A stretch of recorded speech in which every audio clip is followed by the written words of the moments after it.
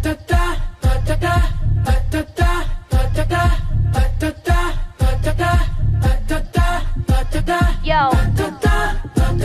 met at Berklee College of Music in Boston.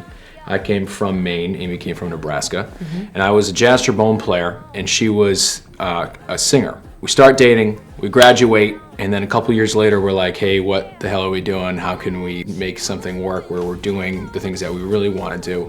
It was Amy's idea. We're sitting in the Lowell train station in Lowell, Mass. She was like, hey, screw it, let's just start our own group.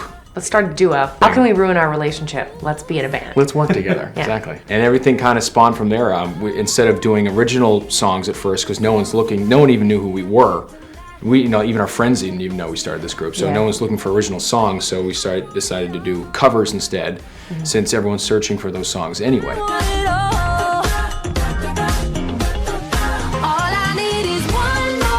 It was really hard coming from YouTube at first because everybody, even though we knew we were legit and could actually play and do all these things, just the kind of the reputation from coming from YouTube was just that. It was kind of like something that your neighbor could put up online and have a viral hit, so it wasn't necessarily But the truth was that we've been doing this for, what, Right. 20 years or something? And it wasn't really quite respected yet, and I think that's definitely changing because there's some really dope stuff happening on YouTube.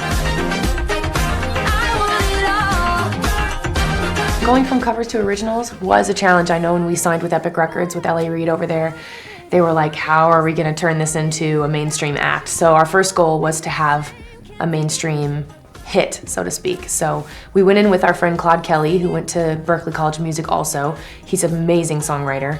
We did Broken Hearted with him, and it was the perfect introduction for us to jump into the mainstream pop world.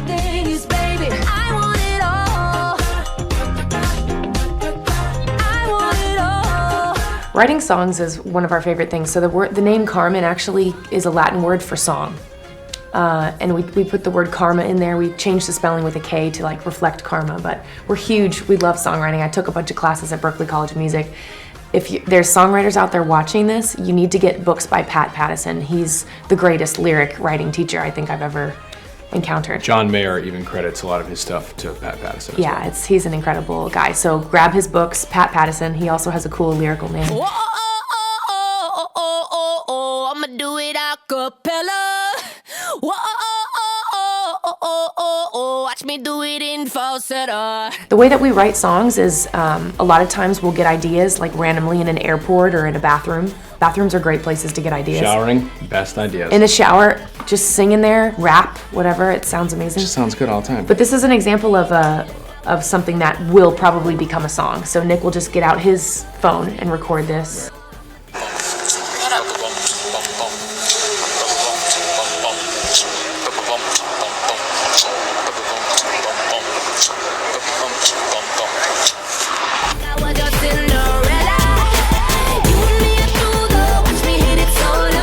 But we are definitely kind of more melody first and then lyric afterwards. We want to make sure that it's really, really strong enough. It can be really hard to be set on an amazing lyric and try to have it fit something that melodically makes sense, and so that sometimes that can be really frustrating. But for rap, it's totally different. But for rap, it's a whole other story. Yeah, we have this song, actually the title track called Pulses, and Amy just had this always, she's like, I want to raise pulses.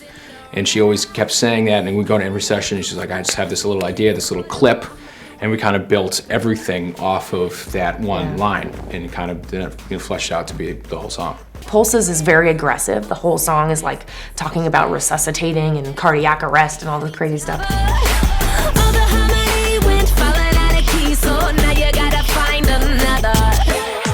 So we put out the EP Hello. It's a collection of 7 songs that are very genre, crazy, like it goes all over the place.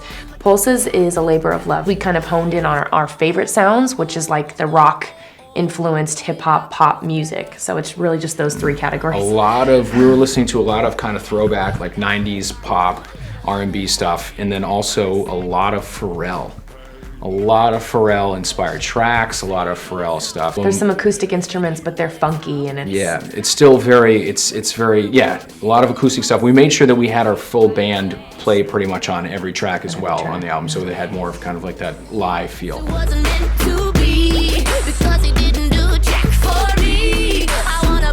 For The lyrics on Pulses are really fun. I think the honeymoon is over, right? So the EP came out, and we got our little hit song last year, and we did this, the whole thing. But we are a little bit more honest on this album. There's a song called Paranoia. There's a song called What's in It for Me. There's a song called Neon Love that's really tragic. I mean, there's a lot of sadness because we're known to be like very cheerful, but we're getting comfortable. We're finding our footing in the industry and trying to figure out who we are. And it was totally, because of our background and everything, it was totally easy for us to go there and to write some dark stuff. But it was not as easy to convince everybody else. Yeah. Like people at the label and stuff like that be like, hey guys, like check, this Like, is. aren't you gonna say Cheerio? Yeah.